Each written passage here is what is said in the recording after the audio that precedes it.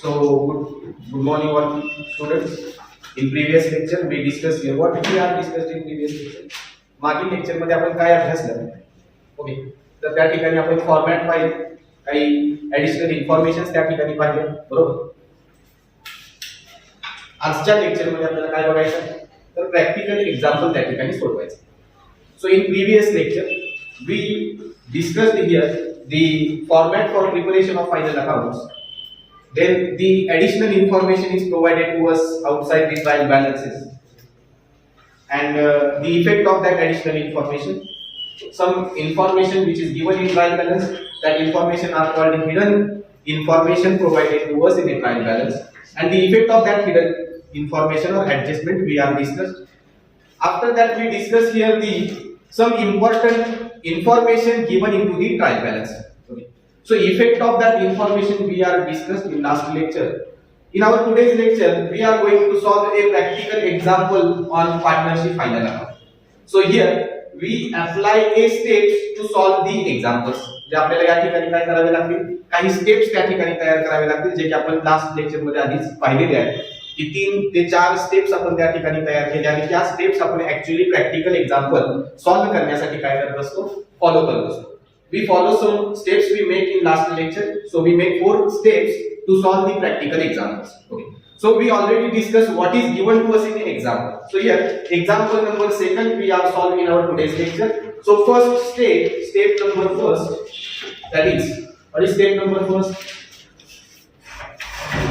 Step number first, read example carefully.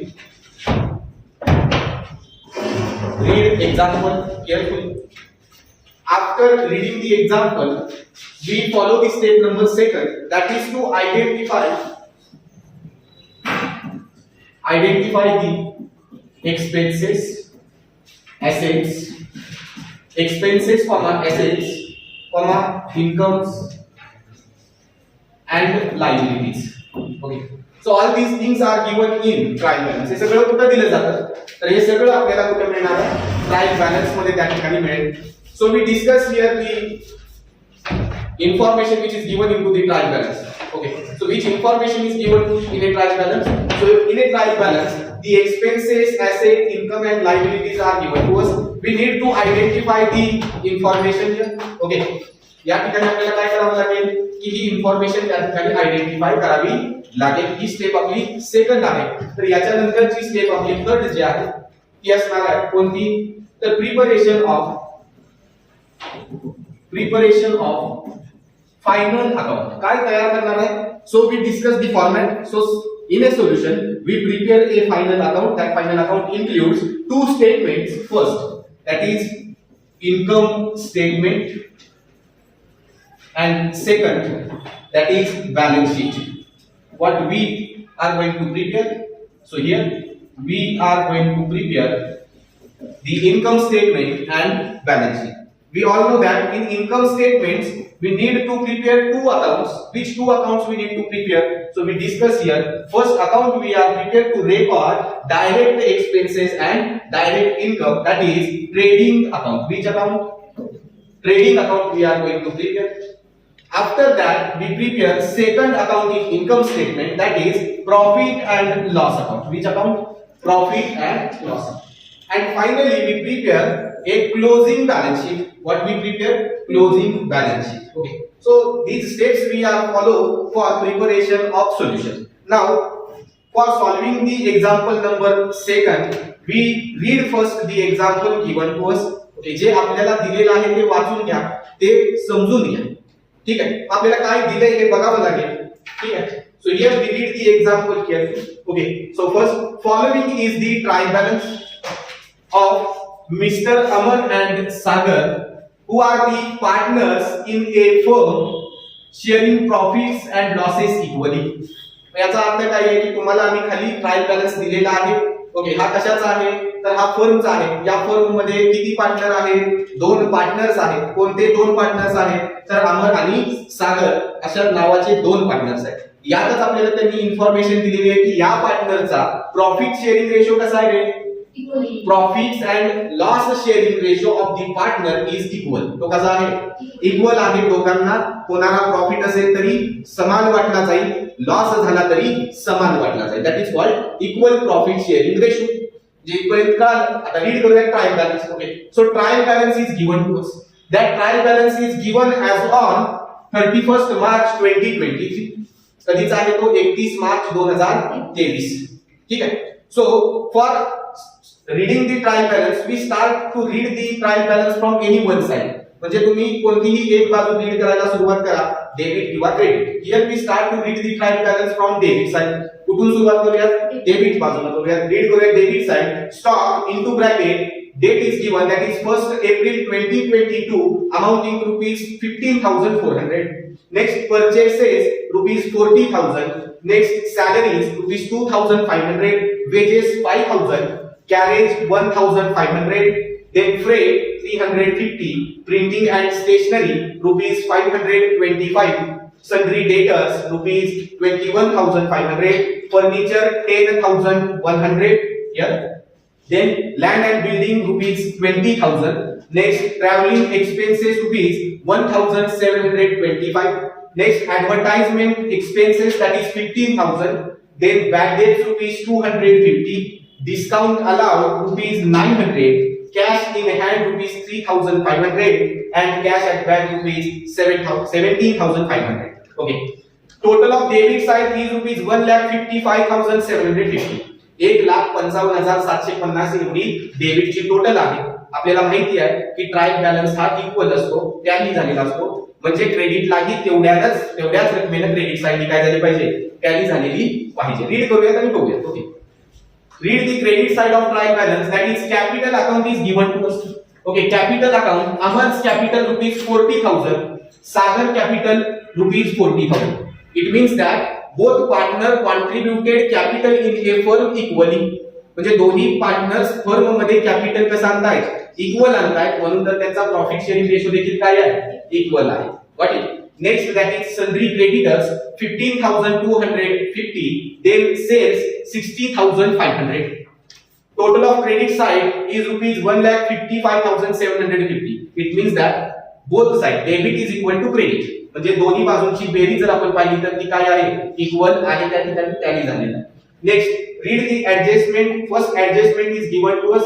Okay, first adjustment is given to us. That is stock in hand on 31st March 2023 was cost price rupees 20,000 and market price rupees 17,500. सांगा हा जो stock आपल्याला दिलेला आहे तो कोणता stock आहे? कोणत्या तारखेचा आहे? 31st मार्च 2023. म्हणजे हा स्टॉक कोणता आहे? कोणता स्टॉक आहे? क्लोजिंग स्टॉक आहे. ही गोष्ट कळा. पण या स्टॉक मध्ये दोन प्रकारच्या प्राइसेस दिलेल्या आहेत. Two type of prices are given to us. That is cost price and market price is given to us. मग अशा सिच्युएशन मध्ये कोणती व्हॅल्यू क्लोजिंग स्टॉकची विचारात घ्यायची? कोणती व्हॅल्यू आपण विचारात घेणार? तर आपल्याला माहिती आहे क्लोजिंग स्टॉक जेव्हा आपल्याला कॉस्ट प्राइस किंवा मार्केट प्राइस न दिला जातो तेव्हा आपण त्या ठिकाणी दोन्ही स्टॉक प्राइसेसच्या काय करतो? व्हॅल्यूचं कंपॅरिझन करतो. आणि या दोन्ही मध्ये whichever is lower, whichever is less, value are taken into consideration. ज्या स्टॉकची व्हॅल्यू कमी आहे असा क्लोजिंग स्टॉक आम्ही काय करतो? विचारात घेतो, टेकन इनटू कन्सिडरेशन. मला सांगा इथं कोणता स्टॉक आपण विचारात घेणार आहे?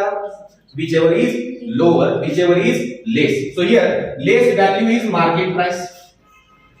Less value is market price. So we taken into consideration the market price of closing stock for recording the closing stock into the solution.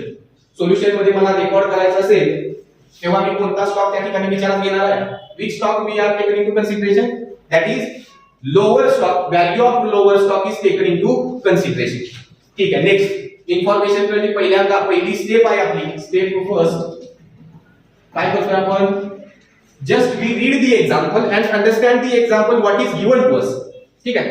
एवढंच करायचं आहे, दुसरं काहीही करायचं नाही. Next second information is provided. That is provide RDD at 2.5% on sundry debtors. So here we all know that काय सांगितलेलं आहे की तुम्ही रिझर्व्ह फॉर डाऊटफुल डेट तयार करा. किती टक्के? 2.5%. कुणावरती करा? तर सन्ड्री डेटर्स वर. ठीक आहे. पुढची information third, that is depreciate furniture by 5%. काय सांगितलेलं आहे? फर्निचर वरती किती टक्के डेप्रिसिएशन चार्ज करा? 5% depreciation is to be charge on furniture. Okay. आता लक्षात घ्या, 3 ऍडजस्टमेंट दिलेले, इन्फॉर्मेशन दिलेली. पहिली स्टेप आपण काय केलं? First step we read example, we understand example, what is given to us in example. Now we apply second step. So second step is to identify the income and expenses, to identify the assets and liabilities. म्हणजे आपल्याला second step मध्ये काय करायचं आहे? तर trial balance मध्ये जे काही दिलेलं आहे, जे काही दिलेले एक्सपेन्सेस असतील, जे काही दिलेल्या असेट्स असतील, जे काही दिलेल्या इन्कम्स असतील, जे काही दिलेल्या लायबिलिटीज असतील, या काय कराव्या लागतील? आयडेंटिफाय कराव्या लागतील की ते आम्ही कोणत्या अकाउंटला रेकॉर्ड करणार. So we can say the step number second is to identify the expenses, assets, income and liabilities relating to the respective accounts. बरोबर. म्हणजे ज्या अकाउंटशी संबंधित आहेत ते आम्ही काय करू? आयडेंटिफाय करून घेऊ. त्यापूर्वी आपल्याला काय करावं लागेल? ऍडजस्टमेंट रीड केल्यानंतर आपल्याला कळालं की ह्या ऍडजस्टमेंट ट्रायल बॅलन्स मध्ये दिलेल्या इन्फॉर्मेशन मध्ये कोणत्या इन्फॉर्मेशन वरती आहे. Okay. So the adjustment is given on certain information given in trial balance. आहे ना? बरोबर. बरोबर. म्हणजे या ज्या ऍडजस्टमेंट आहेत, या ऍडजस्टमेंट कशावर असतात? तर ट्रायल बॅलन्स मध्ये दिलेल्या इन्फॉर्मेशन वर असतात. Except closing stock. Closing stock सोडून बाकी सगळे ऍडजस्टमेंट आपल्या ट्रायल बॅलन्स मध्ये दिलेल्या इन्फॉर्मेशन वरती राहतील. आहेत का? आहेत का? Yes sir. मग पहिली adjustment number first, closing stock यामध्ये कुठं दिसतोय का? नाहीये. म्हणजे इथं आपण स्टार्ट करूया. ठीक आहे. Now read adjustment 2. कशावरती? 2.5% आरडीडी चार्ज करा सांगितलेलं आहे. मग कुणाच्या समोर स्टार्ट करा? Where we make a star. So we make a star in front of debtors account. That star denotes. हा स्टार मला काय दाखवतो? तर that star denotes the additional information is provided to us on sundry debtors. So we make a star first in front of sundry debtors. आधी आपण star करून घेऊया. करूयात का? ठीक आहे. पुढे दुसरी ऍडजस्टमेंट म्हणजे third adjustment, that is depreciate furniture. म्हणजे कशावरती डेप्रिसिएशन चार्ज करा सांगितलंय? फर्निचर वरती. So we make a star in front of furniture. आहे का इथं कुठं फर्निचर आहे sir? Below the sundry debtors the furniture is given to us. Now here we make a star. आता या स्टारचा अर्थ काय आहे? दॅट स्टार काय सांगतो मला? की या दोन इन्फॉर्मेशन वरती काय आहे? ऍडजस्टमेंट्स आहे. लक्षात आलं? So when we recording these information in solution, where we put the amount of that information, we put the amount of that information in inner column. कुठे रेकॉर्ड करणार आहे मी? ती इनर कॉलम ला रेकॉर्ड करेल. ठीक आहे. लक्षात आलं? So that we make a star in front of the information given in trial balance and adjustment. Now we read all these things. We make a star in front of information provided in trial balance. Now we identify the expenses relating to trading account and expenses relating to profit and loss account. Okay, so again read debit side. First, that is stock. That stock is called which stock? Opening stock. So we all know that where we record the opening stock? On the debit side of which account? On the debit side of trading account. Next, purchases. Where we record purchases? Where we record the purchases? On the debit side of trading account. Similarly, trading account, debit side. Next, salaries. Where we record salaries? Definitely sir, we record salaries on the debit side of profit and loss account. Similarly, where we record wages? Trading account, which side? Debit side. Where we record carriage? Carriage we also record on the debit side of trial balance. Sorry, debit side of trading account. Debit side of trading account. Even in trial balance, where we record? We record that wages on the debit side of trading account. कुठे जातील? Trading account. Similarly, carriage कुठे जाईल? Similarly, the carriage is recorded on debit side of trading account. आता या सर्व खर्चांचे अर्थ आपण पाहिलेले आहेत. इथं मी काय करतोय? तर डायरेक्ट खर्च वेगळे करतोय आणि इनडायरेक्ट खर्च वेगळे करतोय. झालं ना? म्हणजे जे जे आपण ट्रेडिंग अकाउंटला रेकॉर्ड करणार ते सगळे कोणते खर्च आहेत? Direct expenses. आणि जे खर्च प्रॉफिट अँड लॉस ला रेकॉर्ड करणार ते कोणते खर्च आहेत? Which expenses? Indirect expenses. Now, freight. Again, freight is given to us where we record on the debit side of trading account. Next, printing and stationery where we record profit and loss account debit side. Next, sundry debtors. Sundry debtor, what is it? Where we record sundry debtors on the closing balance sheet asset side. Okay. Then next, furniture. Furniture is also fixed asset. Furniture is also debtors is current asset, but furniture is fixed assets where we record on asset side of closing balance sheet. Next, land and building where we record asset side. Next, traveling expenses where we record on the debit side of profit and loss. Next, advertisement. Similarly, profit and loss account debit side. Next, bad debts where we record profit and loss debit side. Then next, discount allowed where we record profit and loss account debit side. Next, cash in hand, what is it? Current asset. Cash at bank, what is it? Current assets. So all assets and all expenses we are identifying. एकदा शोधले की अडचण आहे का ते? नाही. Next, read credit side. Make a star in front of capital. Capital समोर star करा, कारण आपल्याला पार्टनर्स कॅपिटल अकाउंट ओपन करावं लागलं असतं, पण आपण सगळ्या ऍडजस्टमेंट ज्या आहेत त्या रिस्पेक्टिव्ह पार्टनर्सच्या कॅपिटललाच देणार आहे. So not necessary to open a capital account. We directly give the effect of capital related adjustment to respective partners capital. Got it? समजते? So when we record the capital account on liability side of balance sheet, we put figure of Amar capital in inner column, whereas Sagar's capital in inner column. Got it? समजते? म्हणजेच काय, तर जेव्हा केव्हा तुम्ही capital balance शीटला liability साइडला record कराल तेव्हा अमरचं कॅपिटल सेपरेट लिहिणार आहे, सागरचं कॅपिटल सेपरेट लिहिणार आहे, आणि मग त्याच्यामध्ये आम्ही काय करणार आहे, ऍडजस्टमेंटचे इफेक्ट देणार. लक्षात आलं? So that we make a star in front of capital. आता मी सांगितलं की कॅपिटल ही फर्मची काय आहे, लायबिलिटी आहे. कुठे जाणार आहे ही? कुठे जाईल? balance sheet च्या liability side. Similarly, sundry creditors, what is it? Liability, where we record the liabilities on the credit side of we say that this is the liability of firm. So where we record, it is not recorded in the accounts, it is recorded in a balance sheet. Which side? Liability side. मग मी म्हणतोय इथं credit side तरी कुठल्या credit साइडला जाईल का? नाही. ही कुठे जाणार आहे? लायबिलिटी साइडला, कारण आपल्याला माहिती आहे की सगळी क्रेडिटर ही फर्मची काय आहे, लायबिलिटी आहे. मग ती लायबिलिटी कुठे रेकॉर्ड केली पाहिजे? बॅलन्स शीटच्या लायबिलिटी साइडला रेकॉर्ड केली पाहिजे. Next, sales. Where we record sales? Trading account. which side? Credit side. Why we record sales on the credit side of trading account? So we discussed all the direct income are recorded in trading account credit side. Okay, समजलं? आता हे identify केलेलं आहे. आता परत adjustment मध्ये या आणि ऍडजस्टमेंटचे इफेक्ट लिहून टाका तिथं पेन्सिल न. सगळा closing stock. which stock we are taken into consideration? कोणता स्टॉक इथं मी विचारात घेणार आहे? क्लोजिंग स्टॉक 31 मार्च 2023 चा दिलेला आहे. which stock we are taken into consideration? whichever is lower. whichever is lower कोणती व्हॅल्यू आहे? Market price. म्हणजे हाच स्टॉकचे इफेक्ट घ्यायचे. किती इफेक्ट होतात रे? दोन. पहिला इफेक्ट कुठं? Trading account credit side. Second effect on which side? Closing balance sheet BSA. Closing balance शीटच्या एसेट साइड येऊन ठेवले ना. चला पुढे. दुसरी इन्फॉर्मेशन दिलेली आहे. The information or adjustment number second. The adjustment number second shows us. काय दाखवते, काय सांग की काय सांगितले त्यांनी? Provide A 2.5% RDD on debtors. Okay, so we make a star in front of debtors. Okay, now we all know that the effect of that adjustment. या adjustment चा आपल्याला इफेक्ट माहिती आहे का? आहेत ना. काय असणार आहे? दोन effect, two effects. That is first effect, less from debtors. Okay, we deduct RDD from debtors. And second effect on the debit side of profit and loss account. कुठे जाणार आहे RDD? प्रॉफिट अँड लॉस अकाउंटच्या debit side. आता तिसरी adjustment read करा. कशावर? Depreciation furniture वर star केला का?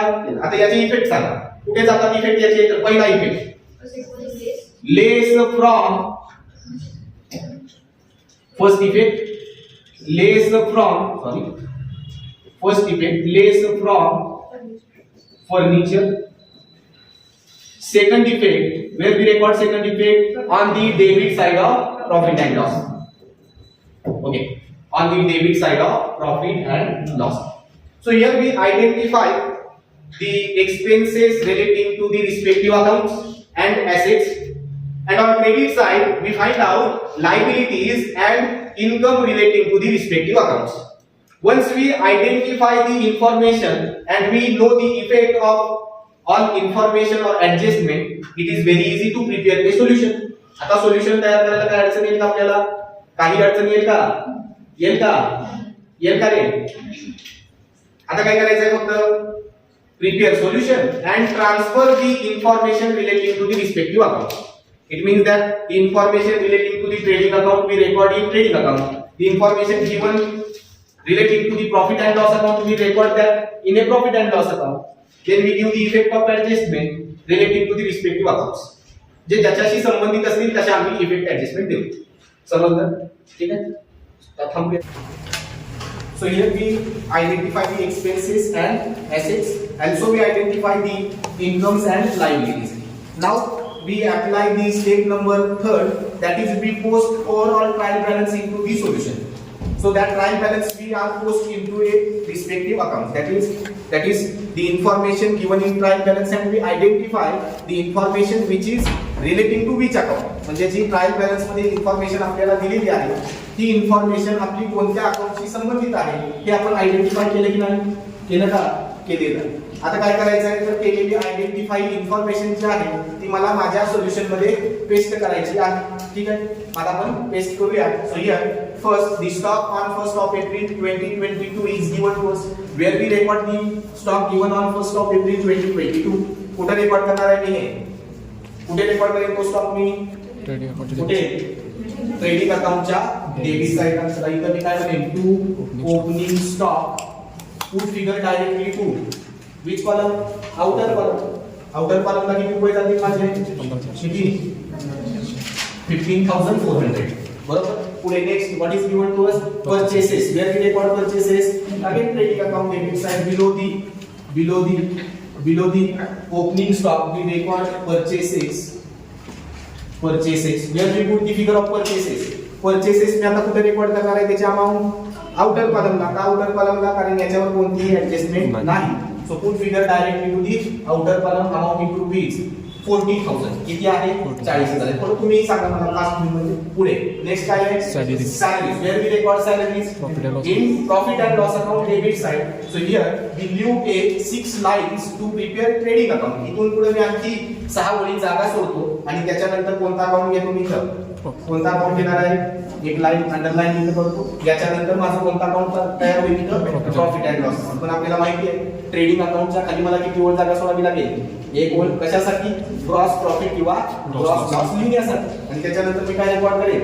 Expenses relating to the profit and loss account. So salary is the expenses relating to which account? Profit and loss account. So record here 2 salaries amounting to rupees 2,500. किती रुपये? 2,500. चला fast सांगितलं तर होऊन जाईल. पुढे Wages. What is given was wages. Where we record wages?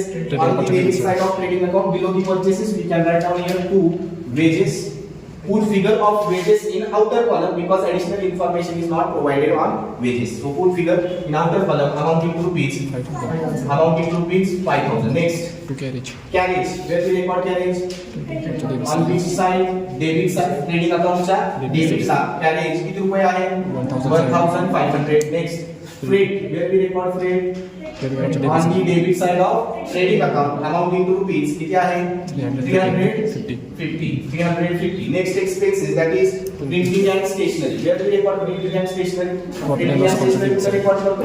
Profit and loss च्या debit ला to printing and stationery amounting to rupees 525. Next expenses, that is not expenses. What is it? Sundry debtors. Where we record the sundry debtors? On the asset side of closing balance sheet. But here first we record which assets? पहिल्यांदा मी कोणत्या record करतो? Fixed assets. त्याच्यानंतर कोणत्या? Current assets. So here we give A4 line to to record fixed assets and then we record current assets. Okay, so here we record sundry debtors. In which column we put the figure of debtors? Sundry debtors. कोणत्या column मध्ये मी amount घेणार याची? काय inner कॉलमला तर sundry debtors समोर आपण काय केलेला आहे? स्टार. आणि हा स्टार आपल्याला काय सांगतो की याच्यावरती काय आहे? ऍडजस्टमेंट आहे. So put figure of sundry debtors in which column? Inner column. Amount in rupees. किती रुपये सांगा? 21,500. नेक्स्ट काय आहे? Furniture. Furniture is a fixed asset. Where we record furniture? On the asset side of closing balance sheet. आपण सांगितले तिथं fixed asset आहे. कुठे रेकॉर्ड करणार मग ती? बॅलन्स शीटच्या ऍसेट साइडला. चला फिक्स्ड आहे तो पहिल्यांदाच लिहून घेतो मी. Furniture where we record the amount of furniture. कुठे मी फर्निचरचा अमाउंट रेकॉर्ड करेन? इनर की आउटरला? इनरला. काय इनरला? ऍडजस्टमेंट आहे म्हणून आम्ही त्याला काय केलेलं आहे? स्टार केलेला आहे. So put figure in inner column amount in rupees. किती रुपये आहे? 10,100. 10,100. नेक्स्ट काय दिलेलं आहे? Land and building. कोणती असेट आहे मला सांगा? ही फिक्स्ड असेट. फर्निचरच्या खाली लिहू शकतो का मी? येस. पण फर्निचरच्या खाली मला एक ओळ जागा सोडावी लागेल. कशासाठी? ऍडिशनल इन्फॉर्मेशनचा इफेक्ट देण्यासाठी. आणि मग मी लिहून घेतो इथं कोणती असेट आहे? Land and buildings. किती रुपये आहे?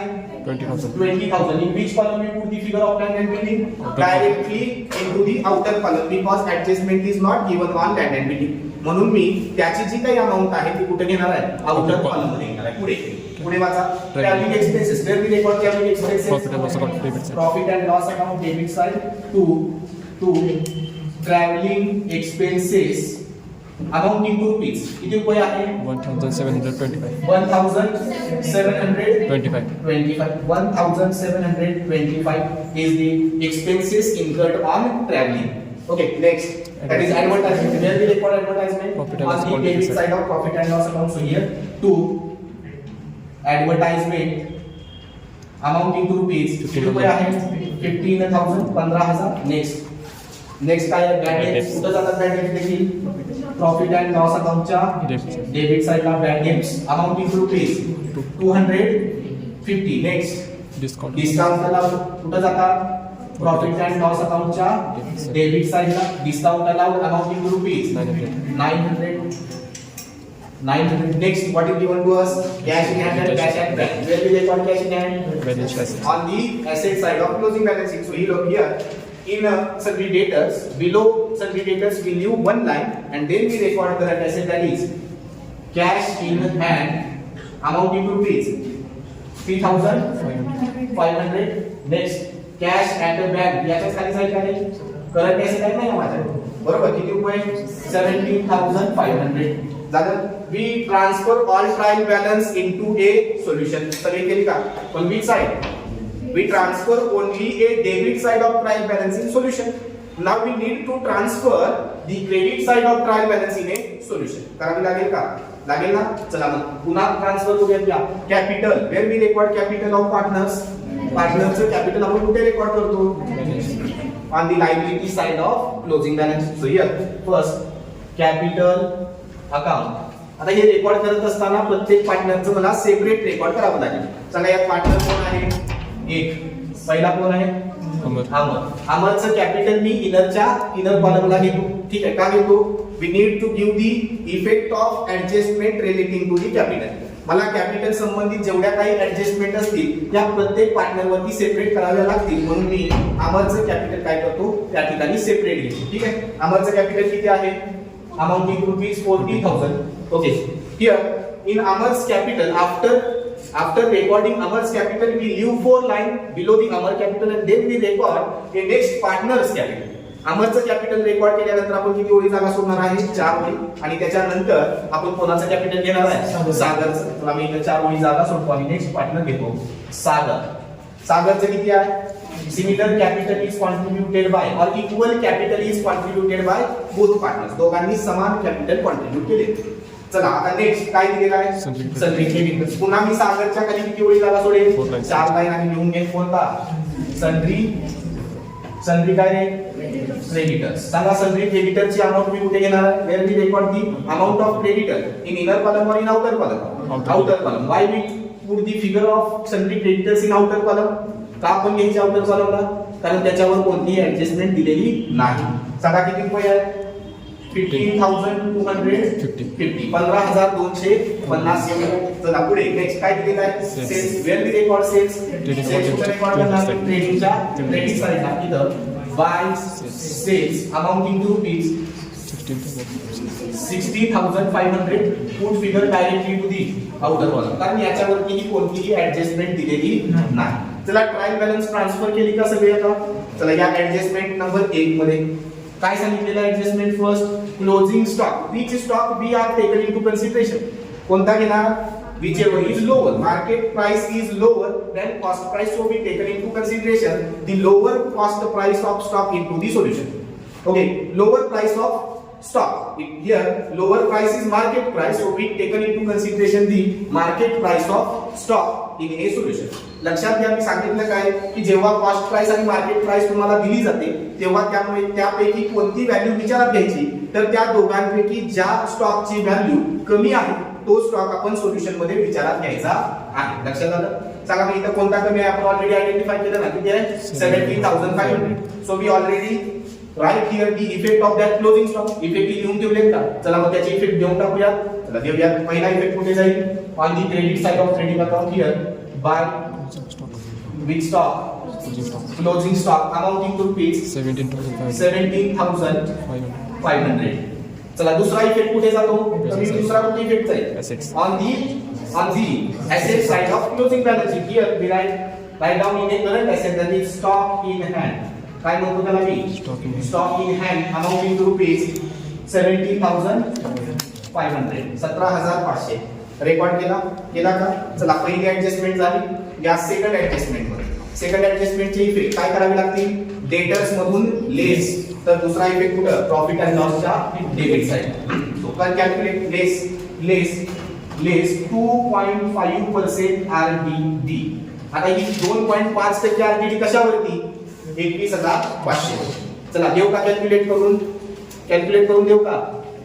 So here RDD is equal to RDD is equal to 2.5 divided by 100 multiplied by value of debtors.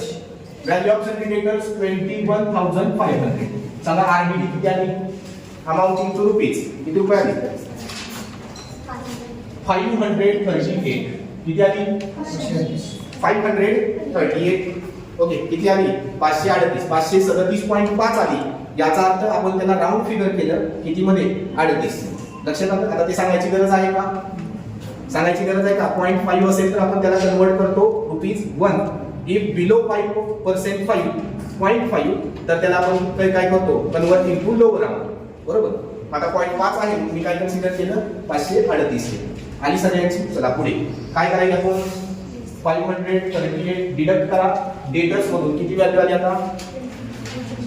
किती आली? 20,962 आली का? एवढी सर्वांची आली. चला आता दुसरा इफेक्ट कुठे द्यावा लागेल? या आरडीडी चा सेकंड इफेक्ट कुठे द्यावा लागेल? प्रॉफिट अँड लॉसच्या डेबिट साइडला इथं 2 मी काय म्हणेन? आरडीडी. व्हॅल्यू सांगा कोणती याची? 538 538 घेतली. चला दुसरी ऍडजस्टमेंट सुद्धा आपली कंप्लीट झाली. या तिसऱ्या ऍडजस्टमेंट काय सांगितलंय? depreciate furniture by 5%.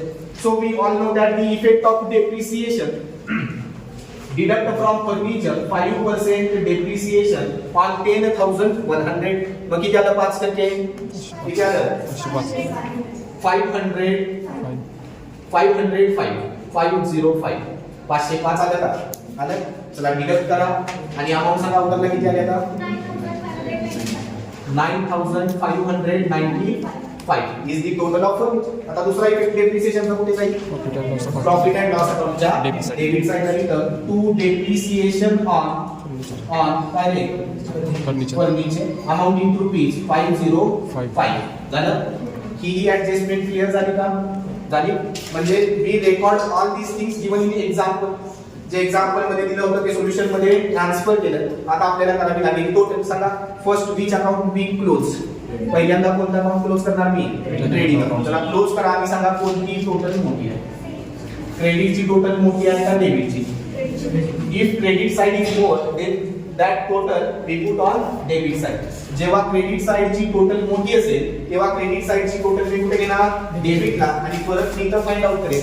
जो फरक मिळेल तो माझा काय असणार आहे ग्रॉस प्रॉफिट. सांगा किती टोटल आहे 78,000. 78,000. 8,000. Put this total on debit side, that is 78,000. किती आली 78,000 आली. आता या 78,000 ही टोटल मायनस करा. केली का? किती आली 78 मधून एवढे पैसे मायनस करा. इथं जो फरक आहे किती फरक आला 15,750. 15,750 एवढा फरक आला का? आला ना. हा फरक म्हणजे हा आपला काय आहे सांगा ग्रॉस प्रॉफिट की gross loss? Gross profit. It is a gross profit. काय मिळालं मला इथं ग्रॉस प्रॉफिट काय म्हणतो त्याला कॅरी डाऊन. कॅरी डाऊन तो ब्रॉट डाऊन कुठं होईल आता प्रॉफिट अँड लॉस अकाउंटच्या क्रेडिट साइडला. इथं मी काय म्हणेन bye Gross. gross profit brought down rupees 15,750. Now make the total. आता कोणती टोटल जास्त आहे सांगा मला डेबिटची जास्त आहे की क्रेडिटची? डेबिटची. जर डेबिटची टोटल जास्त असेल तर ती डेबिटची टोटल घ्या क्रेडिटला. Put the total of debit side on credit side. ठीक आहे डेबिटची total 21,943. Put this total on debit side 21,943. आता इथं फरक आला किती फरक आला difference we got on credit side of profit and loss account. किती फरक आला 6,193. येतोय का सर्वांचा? येतोय का? या फरकाला मी काय म्हणेन रे हा मला काय मिळाला Net loss. Net loss. हा नेट लॉस मला कुणाला द्यावा लागेल का पार्टनर्स ना. मी इथं ब्रॅकेट मध्ये म्हणतो कुणाला ट्रान्सफर करेन मी transferred to partners capital.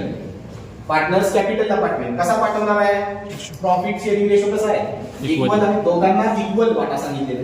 Equal याचा अर्थ प्रॉफिट शेअरिंग रेशो किती असणार आहे 1:1. आता हेही कॅल्क्युलेट करून देतो कसा असेल. इथं काय मिळालं मला नेट लॉस. मग share in loss of Amar and share in loss of Sagar काढावं लागेल का? काढून देतो इथं बघ share of Amar and Sagar in net loss. Net loss किती आहे net loss is equal to 6,193. बरोबर. इथंही मी लिहून घेतो दुसरी गोष्ट ती म्हणजे मला काय पाहिजे यांचा profit and loss sharing ratio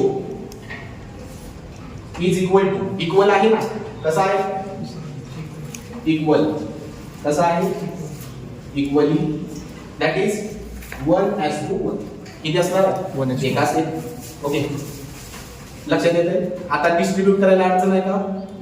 अडचण आहे का? You must to see. पुढे आता वाटून दाखवूया. अमर सांगा here Amar is equal to net loss 6,193 multiplied by 1 divided by 2. जर 2 कुठून आले तर 2 हे काय असतं इज इक्वल टू टोटल रेशोची टोटल किती आली 1 + 1 म्हणजे 2. म्हणजे 2 पैकी एक हिस्सा मला कोणाला द्यावा लागेल अमर. मग तो लॉस असू द्या किंवा प्रॉफिट असू द्या. सांगा मग इथे किती आले Amar lines. Amar share in net loss किती असणार आहे 3,096 करूया. किती असणार आहे 96.5 आलं ना. मग किती द्यावं लागेल 97. Whereas Sagar is equal to 6,193 multiplied by 1 divided by 2 is equal to 3,096. एकाला एक जास्त गेला तर एकाला रुपया कमी दिला. ठीक आहे दिला झालं. आता जेव्हा याची टोटल करा याची तेव्हा किती बदली पाहिजे येते का बघा 6,193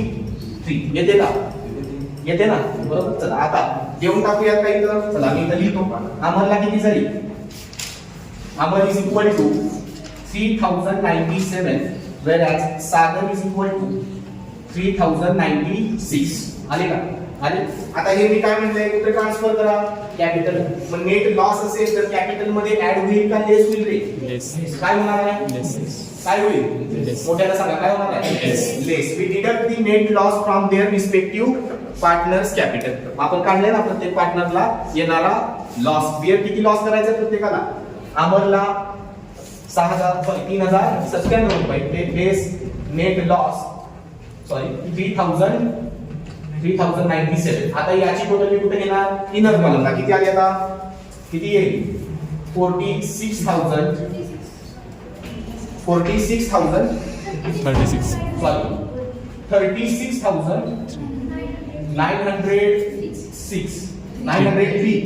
903 36,903 is the total of our capital. Now calculate the capital of Sagar. Again, deduct the net loss.